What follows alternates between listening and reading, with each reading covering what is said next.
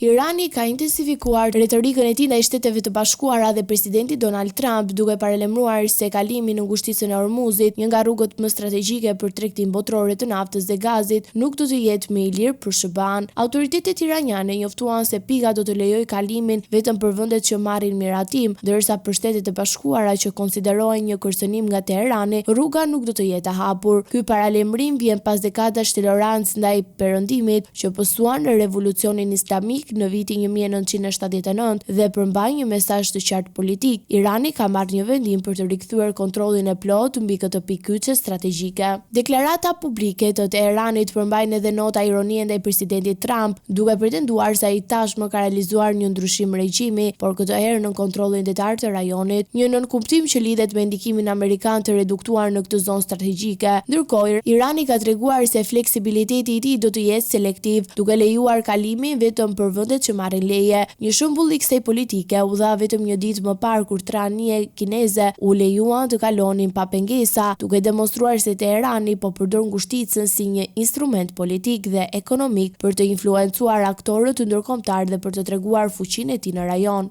Analistët ndërkombëtar vënë në dukje se ky paralajmërim mund të ketë pasoja të mëdha për tregtin globale të naftës dhe sigurinë e transportit detar, duke rritur tensionet në lindjen e mesme dhe duke shtuar presion mbi Shtetet e Bashkuara për të rishikuar strategjinë e tyre në rajon. Përveç aspektit ekonomik, vendimi i Teheranit shihet edhe si një sinjal i fuqishëm politik dhe ushtarak që synon të riafirmojë autoritetin iranian në një nga rrugët më të rëndësishme për botën.